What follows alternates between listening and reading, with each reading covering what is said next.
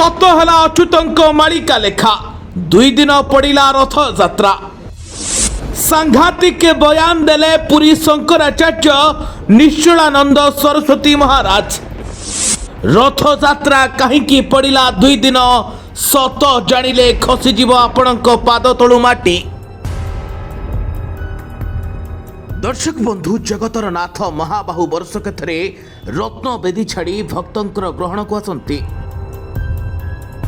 भाई भौणी को साथरे नहीं 3 रथरे विराजमान होई जन्मवेदी गुंडीचा मंदिर को यात्रा करिथांती। पौराणिक तथ्य अनुसार जरासबर स्वरे प्राण छाड़िथिले द्वारिकाधिपति श्रीकृष्ण। अग्निर दाहिका शक्ति निकटरे पूर्ण ब्रह्म स्वरूप श्रीकृष्ण शरीर को पंचभूतरे विलीन करिवार सामर्थ्य नथिला। शेषरे श्रीकृष्णकर अर्धदग्न पिंड दारू रूपरे बांकी मुहाणरे आविर्भाव होइथिले। समुद्र रे भासुथबा सही दारू को आनी राजा इंद्रदुम्न श्री गुंडीचा मंदिर रे रखिथिले। स्वयं महाप्रभु जड़े वृद्ध बेशरे आसी सही दारू रे मूर्ति प्रस्तुत कले। मूर्ति को श्रीमंदिर रे प्रतिष्ठा करागला। सही समय रे महाप्रभु कहिथिले, हे राजा वर्ष को थरे जन्मभूमि को आनिबो। सेथिपई श्रीजीव माने गुंडीचा घर को बुली जाती। प्रति वर्ष जब आषाढ़ द्वितीया तिथि शुक्ल पक्ष पड़े सही दिन श्रीजीव को होता है एही पतित पावन लीला। कालियार ही अपूर्व यात्रा को अवलोकन करने को देश विदेश छुट्टी आसती अगणित भक्त। एही रथ यात्रा को घोष यात्रा, महादेव महोत्सव, पतित पावन यात्रा, गुंडीचा महोत्सव एवं आड़प यात्रा, उत्तराभिमुखी यात्रा, नवदिनात्मक यात्रा, 10 अवतार यात्रा बोली कहुए।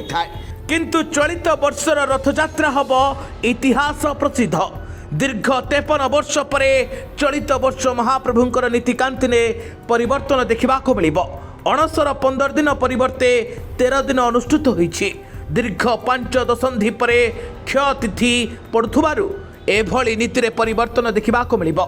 गोटे दिन में नेत्रोत्सव, नवजौवन दर्शन एवं श्रीगुंडीचा यात्रा अनुष्ठित होबाकु जाउछि। तेणु चलित वर्ष रथ यात्रा रे रथ टणा विलंब हब बोली कहुछि। एणु संध्या पूर्वरु परंपरा अनुଯାयी केवल प्रभु बलभद्रंकर तालाध्वज रथ अल्प किछि बाट टणा जाई परदिन रथ टणा जाई श्रीगुंडीचा मंदिर को निया जाइबो। श्रीमंदिर परंपरा अनुଯାयी अतीत रे पालन होइथिबा विधि विधान को अनुकरण करा जाई चलित वर्षर रथ यात्रा अनुष्ठित हब।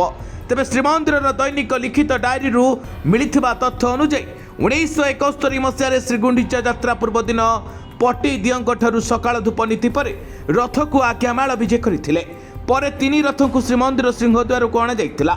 चलित वर्ष मध्य 1971 मसीहार नीति नियम अनुଯାयी रथ यात्रा पालित हब बोली परिचालना कमिटी सदस्य दुर्गादास महापात्र सूचना देइछन्ति। राति पाहिले विश्व प्रसिद्ध रथ यात्रा जोथिपाई चलचंचल होई पड़िछि श्रीक्षेत्र। रथ यात्रार नीति निर्घंट होइछि। रविवार महाप्रभुंकर श्री गुंडीचा यात्रा सहित नवजौवन नेत्रोत्सव नीति अनुष्ठित हब। गोटे दिन में श्रीगुंडीचा यात्रा सहित नवजौवन नेत्रोत्सव पड़ुथबारु भक्तंक पई नवजौवन दर्शन बंद रखा जाइछि। तेणु ए वर्ष 2 दिन रथ यात्रा अनुष्ठित हब। से ओडिया मानकर आराध्य देवता मात्र समग्र विश्वर गण देवता। ओडिया जातिर धर्म, कला, संस्कृति, साहित्य, दर्शन, आध्यात्मिक चेतनार प्रतीक होउछन्ति महाप्रभु श्री जगन्नाथ। कली जुगरे पतित जन को उद्धार निमित्त रत्न सिंहासन रे ज्येष्ठ भ्राता बलभद्र एवं अली अली भौणी सुभद्रांक सहित महाप्रभु गर्भगृह बाहरी 3 रथरे बसी भक्तंक ग्रहण रे बुली जाती माउसी माँ मंदिर को रथपथ होई उठे जगन्नाथमय। दर्शक बंधु कथारे अछि कली जुगे पाप भार हब अगोचर हरिनामे तरी जीवे सर्वनारी नर। ब्राह्मण ठारू चंडाल पशुपक्षी प्राणी नाम प्रेमे तरी जीवे भक्ति भाव केनी। जे भावे तुम्भ निमंते हेली सन्यासिनी से भावे सन्यास हब प्रभु चक्र पाणी। सेवादास होई सेवा प्रेमरे करिब बिना मूल्य हरिनाम दीक्षा शिक्षा दब।